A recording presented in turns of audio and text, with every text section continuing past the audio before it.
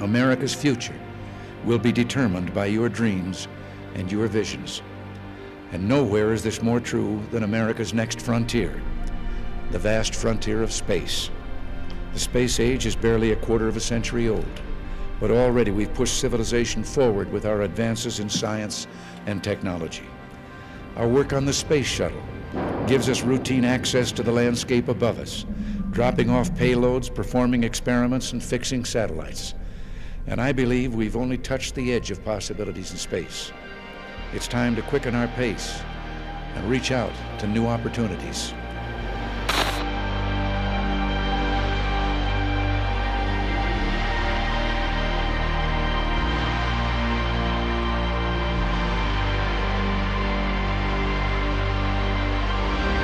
For decades, that next frontier was a benign environment, a place of exploration, of innovation, and a strategic advantage for the few nations who could afford to access it. But as technology advanced, the domain became economically lucrative. Participation in space expanded, and national interest grew. Today, space is like oxygen to us. When it's available to meet our needs, we take it for granted and barely even notice it. For a lot of people, space is out of sight, out of mind. But in reality, it underpins almost every aspect of daily life. Satellites are a crucial part of more than half of the 16 sectors of national infrastructure. A third of crops are grown using weather data.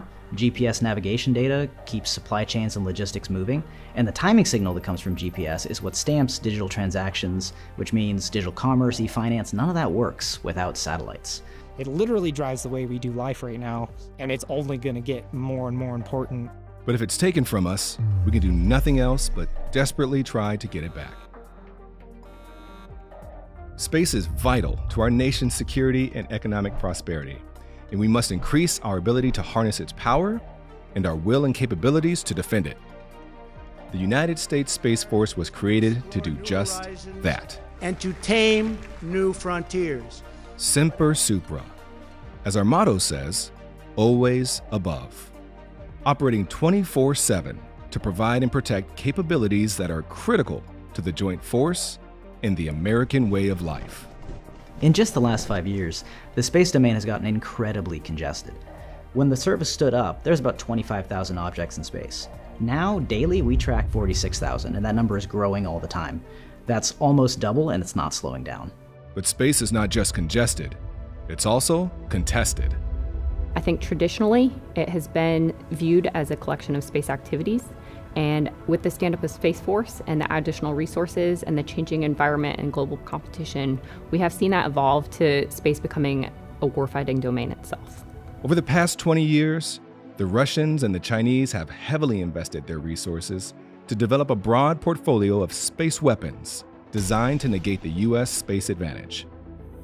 In 2007, China decided to essentially use a kinetic kill vehicle, also known as an anti-satellite weapon, and knock down one of their own weather satellites. The satellite was defunct at the time, but also we know that this is an opportunity for them to prove the capability that they can essentially target satellites in low Earth orbit. And in LEO, essentially low Earth orbit, that's where most of our satellites are operating, especially the ones that the everyday American and everyday user are actually depending on. That event generated over 2,700 pieces of debris, much of which still remain on orbit today and will for decades to come. So just like that, we went from benign, peaceful domain, space as a sanctuary, to contested, competitive domain, space as a warfighting domain. We face a sophisticated array of threats across every orbital regime. More and more we see China, Russia, eventually other countries, we see them put weapons in space to try and hold us at risk. And this includes satellites with robotic arms for dragging potential U.S. assets out of missions, thus destroying our capability. Of crucial concern, China has developed an on-orbit sensor shooter kill web that enables long-range and precise targeting of our forward-deployed forces. Intelligence suggests Russia may intend to put a nuclear weapon into orbit, threatening devastating consequences for the world and for the global economy. A nuclear detonation in space would be catastrophic worldwide for everyone involved. We're talking allies, partners, commercial adversaries. The initial radiation burst would render nearby satellites ineffective and useless. Electromagnetic pulse would have initial and lasting impacts as well, based off of the radiation impacts. Space technology underpins our society in unseen ways and has become an indispensable engine of economic value. Space enables things such as communications, transportation, navigation, agriculture, energy distribution. All these things are enabled by space. Collectively, these space-enabled activities translate to hundreds of billions of dollars for the U.S. and global economies. How does Amazon get packages to your house? How do you have delivery meal services? Actually, even enabling financial transaction. Those same capabilities we enjoy today can be used against us, or they could be unavailable. The modern U.S. military has been designed around assured access to space capabilities. Space is built in and baked into every plan that the Joint Force has. We're a critical component offering the ability to enhance the senses, whether that's seeing, hearing, talking. We're a big part of all of that. And so anytime a joint operation goes out, space is relied to be there. 2, 1. In an age when space is more congested, contested, and critical than ever before, we face new requirements, new expectations, and new threats. We must adapt or risk ceding our strategic advantage to those who intend us harm. Longitude east 035 decimal. Recognizing that new things have to continue to change and develop is a critical piece of what we do. How do we plan for missions? How do we execute missions? And how do we offer additional capabilities in unique ways that we haven't done in the past? The Space Force is responsible for organizing, training, and equipping critical space capabilities. But it's also responsible for conducting warfighting operations as an integrated part of the Joint Force. Red. Wombat, service to 3K. We secure our nation's interest in, from, and to space. That's our mission. This simple phrase, in, from, and to, captures the three core functions we were created to provide. First, space control, the in-space function. When space became a warfighting domain, we needed to treat it like all the other domains, air, land, sea. We need to be able to gain and maintain domain superiority, which for space means two things. One, that we're able to preserve freedom of action for our forces, and two, to deny that freedom of action to our adversaries. And for the Space Force in particular, that means two things. First of all, we need to protect the capabilities that we have in space, the things that provide the enabling services for the Joint Force and for the Combined Force writ large. But secondly, and this is the really new mission, we need to be able to defeat adversary space power that could target our forces on the ground. In particular, we're thinking about the Chinese kill web, this interconnected sensing and targeting network that extends their reach and their precision of strike.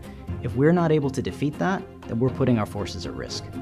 That means we must be able to assure continued use of our satellites and deny our adversaries the use of theirs at times and places of our choosing. We accomplish this through three dedicated mission areas: orbital warfare, electromagnetic warfare, cyberspace warfare, preventing our adversaries from using the space and counterspace systems that hold us at risk while protecting friendly systems from attack. Second is global mission operations. Think of it as the from aspect from space. I was thinking about this, the terrestrial support. So from space down to the ground users, what are we providing them? And that could be a range from SATCOM to GPS, missile warning, battle space awareness, all those functions that we're actually providing out to everybody on the ground. CLC-4. Space has never been more critical to the security of our nation, and the success or failure of the Joint Force depends heavily upon the capabilities we present. So we have our precision targeting using GPS. We can use these to accurately pinpoint where we want to strike and then strike within meters, even sometimes feet of where we want to be. We also have our military satellite communication that all branches can use to talk to whoever they need to talk to. So if the Navy needs to talk to maybe a nuclear sub, they can use satellite communication in that case. Subcom report. Overhead, we have our missile defense as well. So in satellites, they can detect launches of missiles using their heat signatures, using their infrared. That can be given to any branch that needs it. So whoever is on the ground, deployed, downrange, can use this information to know when a missile is coming. Early missile warning is essential for saving American lives, and it provides a protection that most Americans probably don't even realize is there. However, If they were aware of the risk, they would surely be appreciative of the protection the Space Force provides. Finally, Guardians secure our nation's interests to the space domain. Space access is about launching our assets into space. Being able to achieve that access in various orbits is highly critical to our success. Space superiority starts with getting to space. If we're unable to do that, then we can't provide those critical capabilities to the everyday user or to the warfighters downrange. We have 3 mission areas that support this function. Satellite control, enabling telemetry, tracking, and commanding mission control through the infrastructure, networks, equipment, and connectivity that allows us to communicate with our satellites. Spacelift, the delivery of spacecraft and other payloads to and from space. And range control, providing safe and secure ranges for space launch operations. Underpinning these core functions are cross-cutting activities we refer to as enterprise functions, because without them, our enterprise would falter. The most notable include intelligence and space domain awareness, the foundation of all we do. Go space vehicle 4-2. 4-2. Space domain awareness is the ability to use sensors to look up on orbit and identify objects, track where they're going, track where they came from, predict and avoid potential collisions, and just have a general awareness of what's going on up there.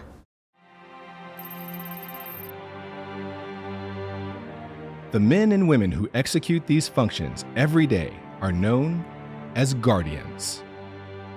It's a reference to our Air Force Space Command heritage, whose motto was, Guardians of the High Frontier. We are the first line of defense when it comes to anything space-related, which is where war is going to take place, and we need Guardians to defend that space.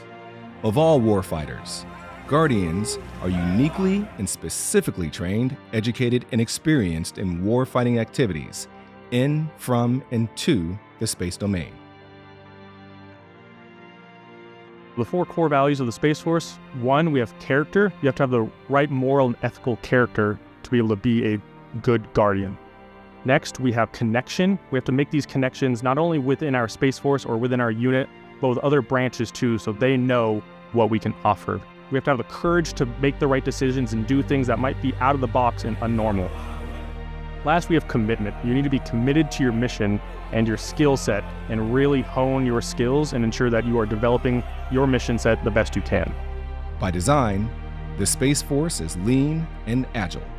The Space Force is 10% of the size of the next smallest military branch. We were specifically shaped in this way to be agile and fast. Our members are laser focused on 5 professional disciplines. 3 are operational. There's space operations, controlling satellites. There's intelligence, which means understanding and making use of data to inform our operations. There's cyberspace operations, which means command and controlling effects through cyberspace, which is how we generally command our satellites. And then there's 2 force modernization disciplines. There's engineering, which is how we design, develop, and deliver capability, and program management, which is acquisition of that capability, working hand in hand with engineering to speed those effects to the warfighter. The Space Force is headquartered with its sister services at the Pentagon and has over 50 operating locations in the U.S. and around the globe. Reporting to the headquarters are field commands. So our field comms sit 1 tier below the headquarters Space Force.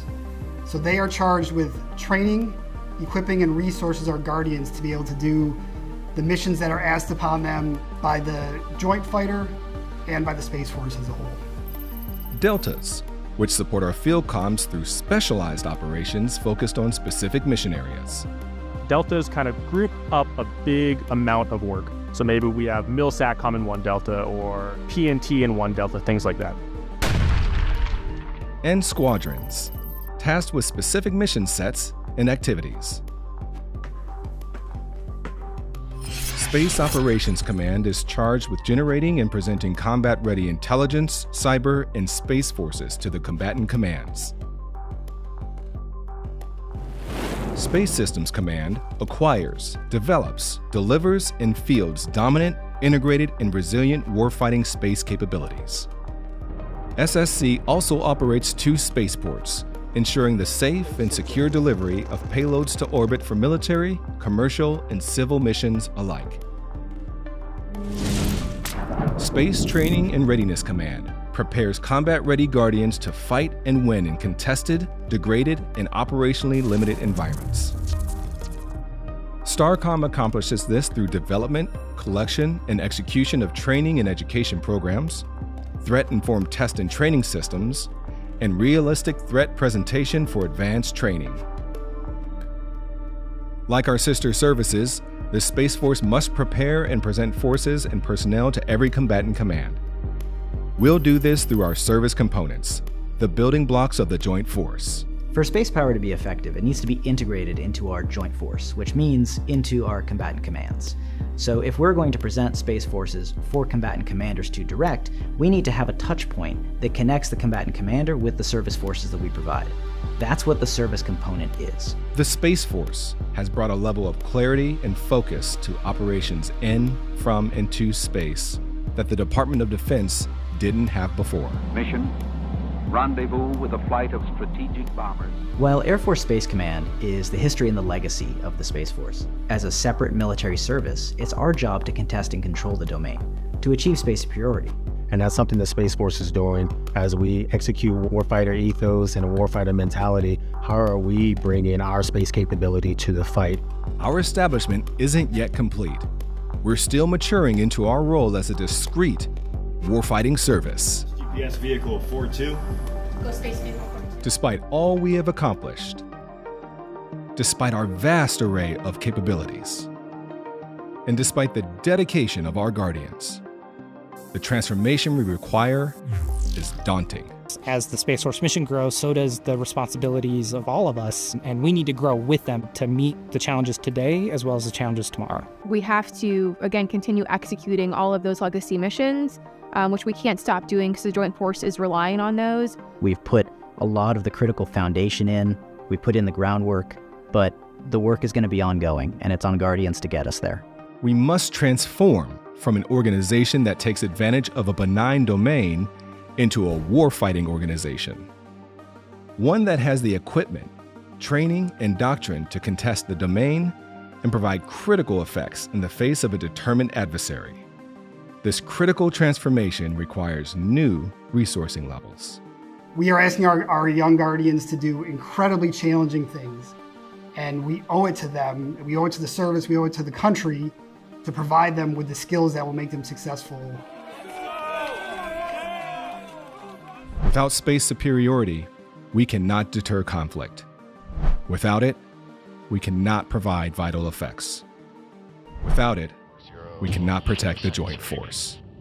Until we have built the infrastructure needed to achieve it, the Space Force is a work in progress. Understanding that a threat is growing, right, but there's a set of Guardians who are willing to meet that threat and try and rise to it, we need help and support from all those around us to be able to achieve that mission. There should be no doubt that space is of great importance to our nation's defense. There are no service or national boundaries in the orbits above. It's important not just to the Space Force, but to all branches of our armed services and our very way of life. Standing guard both night and day, the Guardians of the United States Space Force secure our nation's interests in, from, and to space. Semper Supra.